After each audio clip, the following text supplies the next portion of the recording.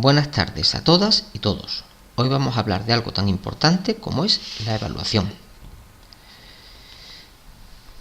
Si cada uno de nosotros es diferente y aprendemos de manera distinta, no hay nada más injusto que evaluarnos de la misma manera. Recuerdo a una compañera que me decía que si tras 8 meses de estar en clase con una misma persona hablando de unos mismos temas, no podía ponerle la nota salvo por una prueba o examen, entonces ella misma me decía, ¿qué he hecho yo en clase? Cuando hablamos de evaluar, debemos saber responder a estas cuestiones. ¿Qué evaluamos? ¿Para qué lo hacemos? ¿Quién va a evaluar? ¿Y con qué instrumentos lo va a hacer? Evaluamos lo que un alumno o alumna ha aprendido, sus conocimientos, pero también debemos evaluar su actitud y el progreso de ese alumno o alumna en concreto. Se evalúa para poner una nota, pero también se puede evaluar para aprender y reflexionar. ¿Por qué no aprendieron bien esta idea? ¿Qué fallos están cometiendo? Esta última dimensión, evaluar para aprender, es muy potente si el agente evaluador es el propio alumnado. Las prácticas de autoevaluación y coevaluación por parte del alumnado les hace ser muy conscientes de los errores cognitivos que tienen. Por último, los instrumentos de evaluación deben ser múltiples. Pruebas, actividades concretas o controles tienen una validez limitada. Por eso conviene usar una variedad de instrumentos, como las listas de cotejo de chequeo, la propia observación, las rúbricas, los productos que el alumnado hace. Este es un ejemplo personal de una evaluación que hacemos mis estudiantes y yo tras acabar una unidad didáctica. ¿Cuántos pensáis que habéis aprendido algo cada día? 21 de 28 que tengo en clase. ¿Cuántos pensáis que las clases siempre son divertidas e interesantes? De la lista de actividades que hemos hecho, ¿qué actividad os gustó más del tema que hemos hecho? ¿Por qué? ¿Cómo se mejoraría la clase para que todos estemos a gusto y aprendamos? Estas reflexiones me sirven personalmente para ir poco a poco mejorando la manera de dar clase.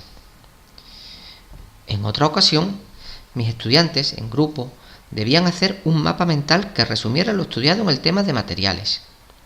Ellos ya sabían que eran mapas mentales porque yo los había utilizado, pero ahora también sabían desde el principio cómo iban a evaluarse entre ellos los mapas mentales que hacían.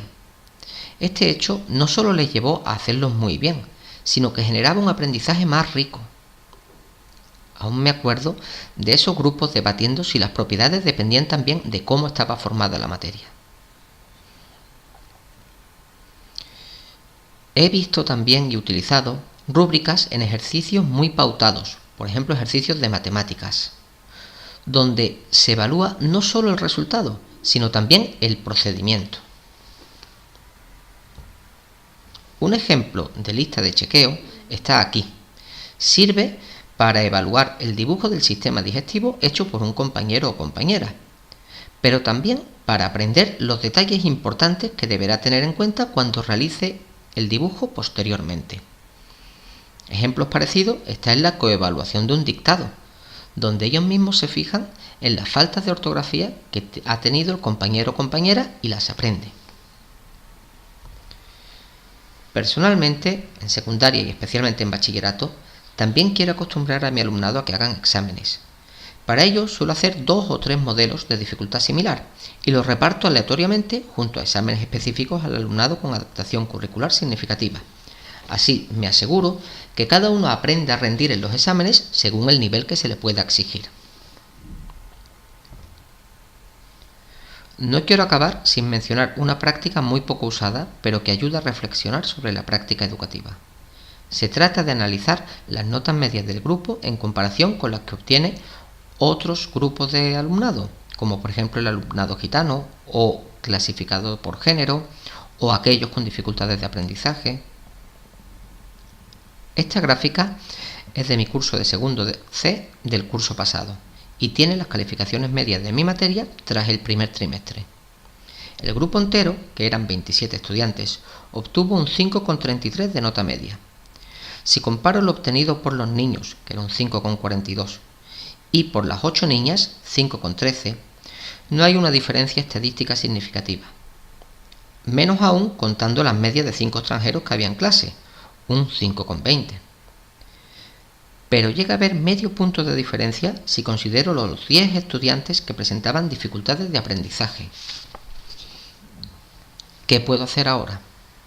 Más del 30% de la clase tenían dificultades para aprender. ¿Puedo permitirme no hacer ningún cambio? Definitivamente no. Tuve que pensar cómo podía mejorar mi práctica educativa.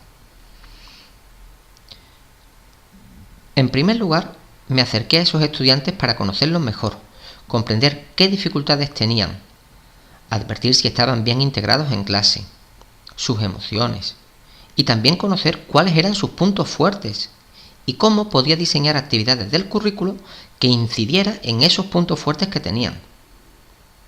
Así hice, y les aseguro que en el segundo trimestre no hubo diferencias apreciables, lo cual tiene mucho mérito, porque la nota media del grupo superó el 6.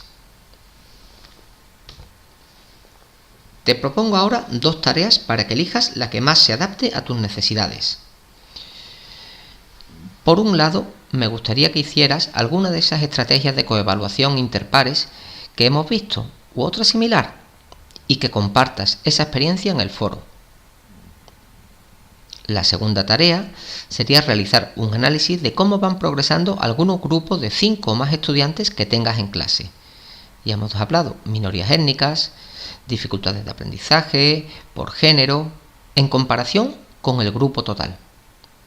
A continuación, revisa qué cambios podrías introducir y compártelos en el foro. Muchas gracias por la atención prestada y nos vemos en la última sesión.